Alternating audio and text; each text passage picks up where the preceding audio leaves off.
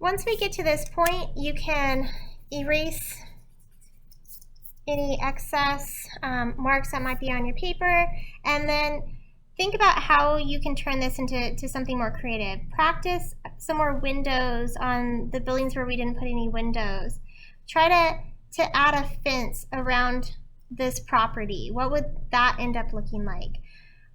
Maybe even back here, you can add more buildings. If you have a building that's back here and is over the vanishing point, you would only see a square or a rectangle or whatever it is that you're doing because the vanishing point is in the inside.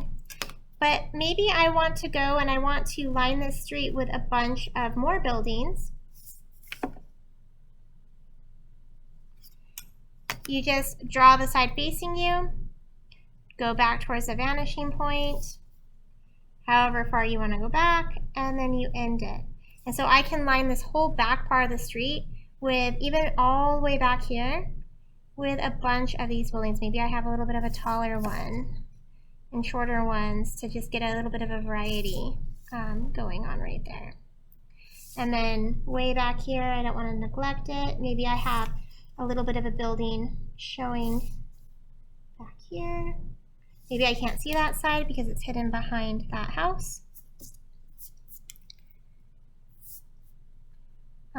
So it's not blank right there. I might add something else. You can figure out what's going to happen in your background. Maybe I want some hills back here.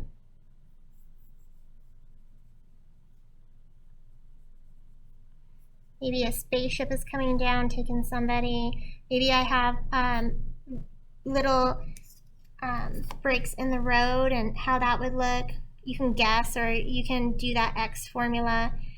Maybe I'm going to have a line down the street. Maybe it's a one-way road. Maybe I'm going to have a dotted road, or dotted line going down my road. Remember, the gaps between the painted lines and the painted lines themselves are going to get skinnier and skinnier. Maybe I have a crosswalk at the back of this. So at the bottom of that curb,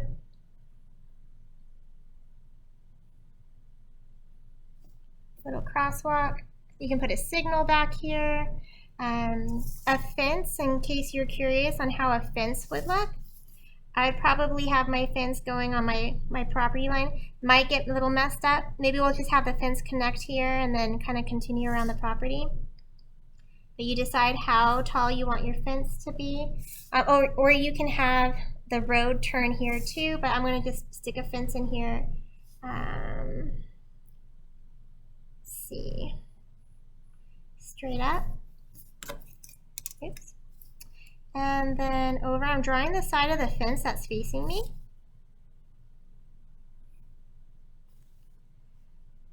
And then I'm taking the top and the bottom back to the vanishing point. Ooh, that's going to be really tall. Notice how tall that is when we get back here. So let's carefully erase that and make the fence shorter. And so sometimes you can't get a grasp on how big you're making something until you can compare it, because a fence going all the way up to the top of this entryway, that would be a ridiculously high fence. So retreat, retreat. And let's see what happens when I make the fence about that big. Let's compare it as we go down. That's pretty good. I'm going to just drag it back. At the corner of the yard, I'm going to draw the line up. I know it gets a little confusing because this is kind of a small paper, but hopefully you can see what I'm doing back there. And we zoom in. So wherever this receding line was at this corner, I drew that line straight up. And then I'm going to draw this back. And the bottom of the fence would go this way. And continue it on off. So with perspective, there is a lot of erasing of things. And that's why you would draw way lighter than I'm drawing. But here is our fence. I'm going to erase that part of the driveway. This could be like a block wall. This could be a gate where that driveway, oops, not the sidewalk. The driveway initially was hitting right here, so I would draw a line straight up. The other part of the driveway is hitting there. And you see how you just kind of use your knowledge, and then you can make this look like a gate. If we want this to look like a block wall, we need to do a thickness on that block wall. So how wide is the top of that block wall? And then that would go towards the vanishing point.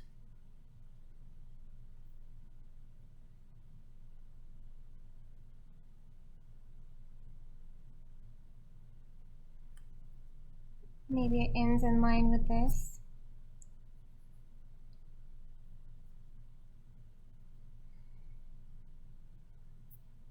So that you have an entryway, erase the excess, so we are just left with the thickness of that wall.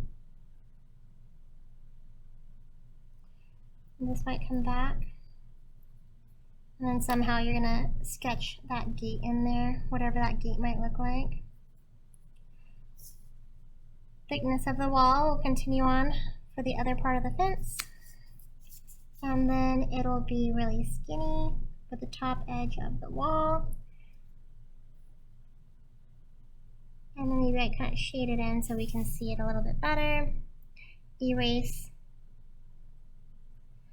the sidewalk pieces that we might see from our wall. And you just keep adding and adding and adding more detail. Erasing carefully, shading some things in that you might need to shade in. If you wanted to have a drain, you might have something like this going towards the vanishing point.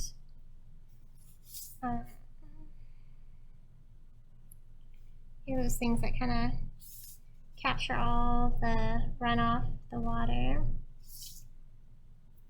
So let your imagination run wild, and then you're going to just create some really cool, unique image that's a little more elaborately done. So again, here are some of the student examples, and you can see how he went, he's really invested with this crosswalk, and it looks really cool, you know. So the two lines, he has a different style of crosswalk. He has the marks for the road. He has the curve that you step up on.